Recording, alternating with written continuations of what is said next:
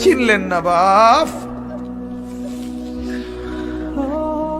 চিনা দরকার ছিল যাকে, চিনলেন না তাকে। হায় যুবক, বন্ধুকে চিনলা না, দুশ্মনকেই বন্ধু বানাইলা, দুশ্মনকেই বন্ধু বানাইলা। আপন বন্ধু যিনি তাকে চিনলা না, দুশ্মনকেই গ্রহণ করলা। চেহারায়, সুরতে, চলনে বলনে, আচারে উচ্চারণে বেঈমান যেভাবে সাজায় দেয়, তুমি তাকেই গ্রহণ করলা যে তোমার বন্ধু। কি কথা একটা নবী কেমনে বললেন! আরে আরো শুনেন মিয়া, হাদিস আছে আল্লাহ তাআলা জিবরাইল ফেরেশতাদেরকে পাঠাবেন, আমার বন্ধুকে কবর থেকে প্রথম হাসরের ময়দানের জন্য তোলো।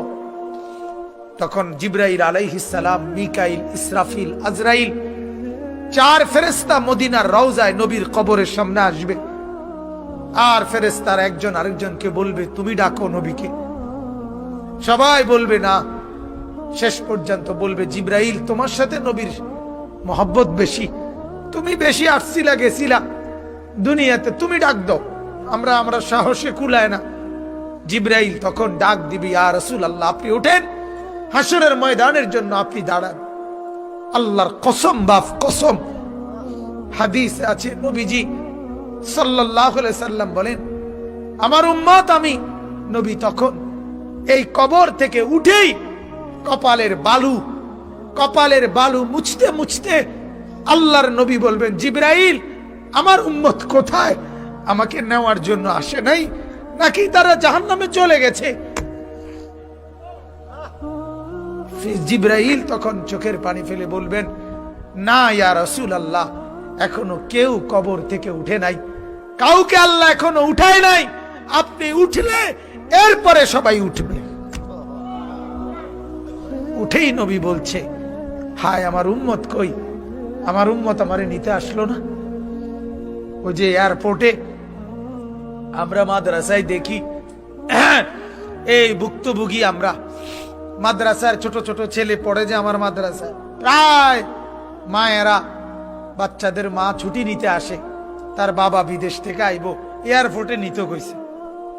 ছেলেটারে কি করতে কইছে, এটা যখন বলে মহিলারা কাইন্দা দেয় যে বড় আবদার বাচ্চার বাপের, যেমন ছুটি লইয়া, অত সেটা তো একটা আবেগ ছাড়া আর কিছু না, কারণ বাড়িতে আসলেই তো দেখবি, কিন্তু এটাও তো একটা আবেগ। বাবা যখন এয়ারপোর্টে নামে তো নিজের সন্তানটাকে কি করতে চায়, দেখতে চায়। তো নিশ্চয়ই বিবিকে তো বলবে, হায় হায় আমার ছেলেটাকে আনলা না, ওয়া আসে নাই। তো নবীও এমন বলবে, জিবরাইল আমার উম্মত আসে নাই, আমার নিতে আসে নাই, ওরা কোথায়? তো জিবরাইল বলবে, ইয়া রাসূলুল্লাহ উঠে নাই ওরা এখনো, আপনি উঠলে এরপর আল্লাহ সবাইকে উঠাবে। অতএব বাজান, আমি অনুরোধ করছি, জীবন বদলান, জীবন সুন্দর করেন, চেহারা সুন্দর করেন, আখলাক সুন্দর করেন, প্রত্যেকেই ফিকির করেন। কষ্ট করে যারা বাবা বসছেন, জওয়ান ভাইয়া তোমাদেরকে আবারও বলি, বাজান তোমার জীবন তুমি সুন্দর করো। বন্ধু চেনো, বন্ধু চেনো, বন্ধু তোমার রসূল, বন্ধু তোমার রসূল, বন্ধু চেনো। সাহাবায়ে কেরাম বন্ধু, উলামায়ে কেরাম বন্ধু, আউলিয়ায়ে কেরাম বন্ধু, বন্ধু চেনো বাপ।